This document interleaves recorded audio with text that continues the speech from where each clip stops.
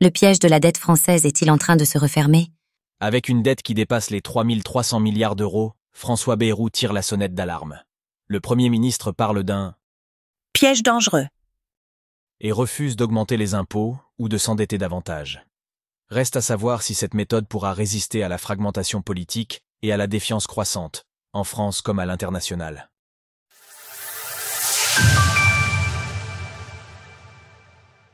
Réforme et coresponsabilité. Un pari risqué pour l'exécutif. Alors que le Premier ministre François Bayrou dresse un constat alarmant sur la situation budgétaire de la France, plusieurs indicateurs semblent confirmer cette prise de conscience à l'international. Lors de la réunion du comité d'alerte sur le budget, François Bayrou a qualifié la dette du pays de piège dangereux, potentiellement irréversible. Face à ce constat, le chef du gouvernement a écarté d'office deux solutions qu'il estime intenables, la hausse des impôts et un supplément d'emprunt. Afin de répondre à ces ambitions, le gouvernement se fixe 4 grandes orientations. Indépendance en matière de défense, retour aux 3% de déficit en 2029, refondation de l'action publique et vitalité économique. Alors que l'examen du budget aura lieu en automne au Parlement, le Premier ministre a annoncé vouloir accélérer le calendrier habituel et élaborer un budget pour 2026 avant le 14 juillet. Lors de cette prise de parole, François Bayrou a souhaité amorcer cette méthode de coresponsabilité qui lui est chère, selon ses mots. Seule une prise de conscience de nos concitoyens peut soutenir une action déterminée. Il finira par reconnaître que face à la montagne de difficultés que notre pays doit affronter, le paysage politique français est fracturé et tourmenté. L'impératif budgétaire à l'heure des fractures politiques. Cette fragilité structurelle n'est pas passée inaperçue à l'international puisque l'agence de notation Moody's n'a pas souhaité actualiser la note de la France suite à sa révision périodique. Cette dernière a qualifié le gouvernement français de fragile. Ce dernier, ne disposant pas d'une majorité claire au Parlement, laisse planer le doute concernant l'orientation politique à moyen terme du gouvernement, a expliqué cette dernière.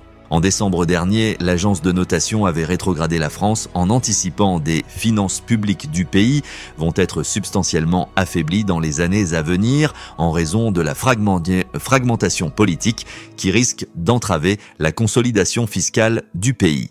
Dans l'actualité, dette de la France, le gouvernement annonce 5 milliards d'euros de dépenses en moins. La guerre commerciale qui sévit actuellement est venue amplifier un risque de dégradation de la conjoncture économique. Cette incertitude économique a fait revoir à la baisse la prévision gouvernementale de croissance pour 2025 au même niveau que celle de la Banque de France, soit 0,7%.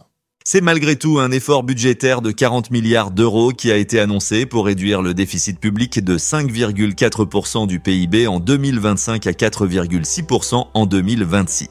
Amélie de Montchalin, la ministre des Comptes publics, a par ailleurs exprimé la volonté du gouvernement de réduire la dépense, le faire sans tronçonneuse.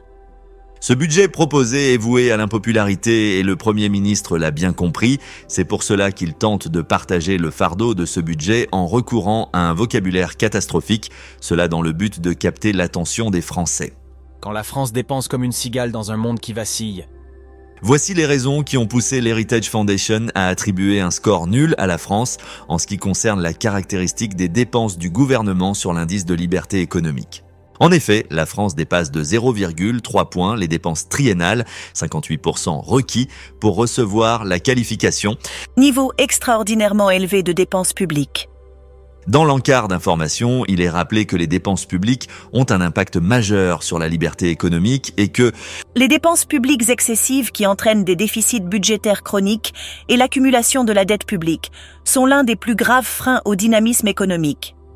À l'heure où la dette de la France s'impose comme une réalité incontournable et les clivages s'approfondissent, la France saura-t-elle se réformer et faire preuve de lucidité? Est-ce que l'épargne des Français pourrait être mobilisée pour éponger cette dette? Si la réflexion vous intéresse, découvrez notre vidéo sur la question. Source: Le Monde, Heritage Foundation, Le Figaro. Retrouvez toutes les actualités crypto sur le site cryptost.fr.